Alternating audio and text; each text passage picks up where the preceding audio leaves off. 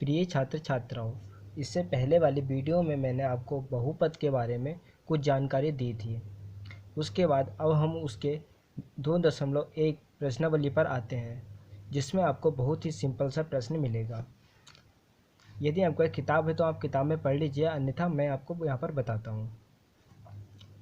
किसी बहुपद px के लिए y बराबर px का ग्राफ नीचे आकृति 2.10 में दिया है।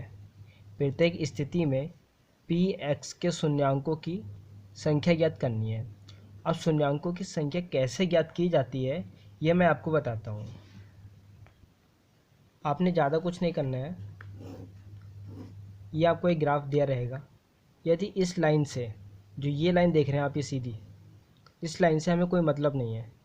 जो हमारी ये एक्स डैश जो है, हमें सिर्फ इस पर ध्यान देना है। इस लाइन से यदि कोई भी लाइन टच होती है तो हमारा वो क्या होगा, शून्यांकों की संख्या होगा। अगर मैं ये लाइन कर दूँ ये, तो इसके मैं कहूँ शून्यांकों की संख्या कितनी होगी, तो ये कितनी बार इस लाइन पर टच हुआ है आप बताइए। 1 2 3, तो इसके शून्यांकों की संख्या क्या होगी, 3 होगी। ठीक है। इसी प्रकार अब मैं आपको किताब से बताता हूँ। किताब का आपका पहला प्रश्न है, एक्स डैश और केंद्र बिंदु ओ है। अब यह बताइए कि जो x और x डैश है, इस लाइन पर कितनी बार कोई रेखा टच हुई है। और देखिए y और y डैश इस पर हुई है, लेकिन हमें इससे कोई मतलब नहीं है, हमें इससे मतलब है। तो इसके शून्यांकों की संख्या कितनी हो जाएगी, 0 हो जाएगी। और इसी प्रकार हम सेकंड में देखते हैं, हमारी x और x डैश पे कितनी बार टच हुई है और y डैश पे कितनी टच हुई है। तो हमें y से तो कोई मतलब नहीं है, तो हम x और x डैश पर देखेंगे। एक बार टच हुई है, तो इसका शून्यांकों की संख्या क्या हो जाएगी, 1। इसी प्रकार हम देखते हैं तीसरे प्रश्न में, तो इसके शून्यांकों की संख्या कितनी होगी आप बताइए। राइट, इसकी शून्यांकों की संख्या 3 हो जाएगी। क्यों, क्योंकि 1 2 3। ओके। और इसी प्रकार आप चौथे का बताइए, इसकी कितनी होगी शून्यांकों की संख्या। अब कई बच्चे सोच रहे होंगे कि इधर पे तो आया ही नहीं सर ये, तो ऐसा कुछ नहीं है।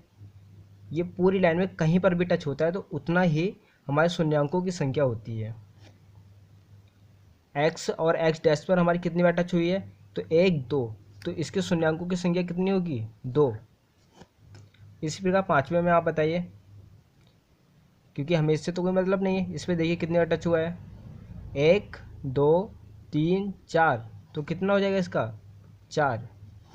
और इस पर देखिए तो 1 2 3 4 5। कई बच्चे ऐसा सोच रहे होंगे, लेकिन ये गलत है, क्योंकि ये जो है बिल्कुल इससे नीचे नहीं आया है। ये देखो, ये जो लाइन है वो ऐसे ऐसे और ऐसे गया हुआ है, ऐसे, तो ये नीचे नहीं आया। अगर ये ऐसे नीचे आता तब ये हो जाता ज़्यादा। ठीक है, तो 1 2 3, तो इसका हो जाएगा 3। ठीक है। और अगली प्रश्नावली में आपको अगले पार्ट में बताऊंगा।